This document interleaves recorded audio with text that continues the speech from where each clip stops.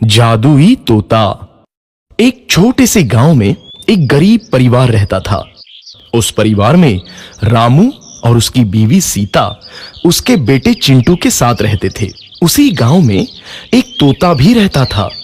उसका नाम था रघु। वो किस्मत का धनी था। जहां भी जाता वहां किसी भी चीज की कमी नहीं पड़ती थी। एक दिन रघु उड़ते उड़ते उस गरीब परिवार के घर गया। रघु सोचता है, अरे वाह, लगता है यहाँ आज बहुत अच्छा खाना मिलेगा। मैं पेट भर के खाऊंगा। वो एक कटोरी में रखे अमरूद देखता है।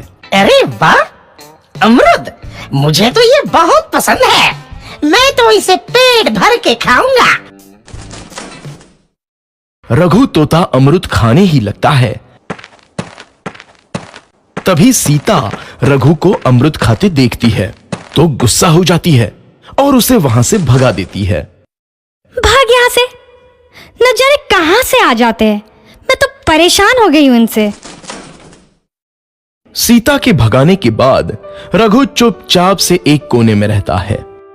धीरे धीरे उस परिवार की बरकत होने लगती है। एक दिन रामू और सीता खाना खाते वक्त बातें करते हैं। आजकल हमारी बहुत तरक्की हो रही है, काम भी अच्छा चल रहा है। रामू कहता है।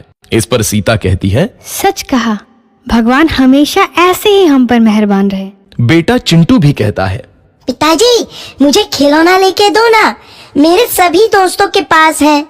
रामू कहता है, ठीक है, जरूर लाऊंगा। सीता कहती है, कितने खुश है सब, मेरे परिवार को किसी की नजर ना लगे। एक तरफ ऐसी बातें होती हैं तो दूसरी तरफ रसोई में रघु तोता भी अमरूद खाते रहता है। मजा आया, अमरूद खाया, मजा आया, अमरूद खाया, मजा आया। तभी सीता रसोई में आती है और रघु तोते को अमरूद खाते देख बहुत गुस्सा होती है।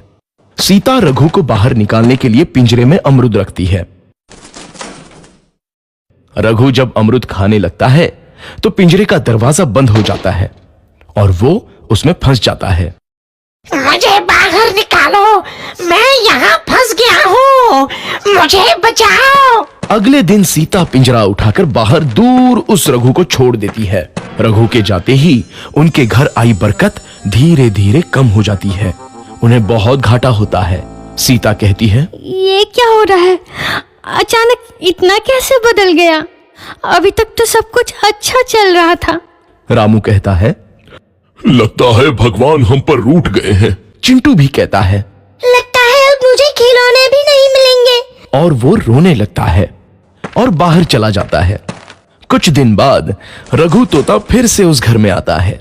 वापस आया, मैं वापस आया, अब मैं जमकर अमरूद खाऊंगा। रघु सीधा रसोई घर में चला जाता है और अमरूद खाने लगता है। कुछ देर बाद सीता रसोई में आती है और रघु को देख कहती है, एक तो घर में पहले से इतनी दिक्कत चल रही है और ऊपर से ये तोता मुझे और परेशान कर रहा है। सीता रघु को वहां से भगा देती है। रघु उड़कर किसी कोने में छुप जाता है। कुछ दिन बाद धीरे धीरे उस घर की बरकत वापस आने लगती है। काम भी अच्छे से चलने लगता है। एक रात जब रघु तोता अमरूद खाने जाता है तो पिंजरे में फंस जाता है। ये लोग आखिर चाहते क्या हैं? एक तोते को शांति से अमरूद खाने क्यों नहीं देते? मैं कौन सा चोरी कर रहा हूँ? बस अमरूद ही तो खा रहा हूँ।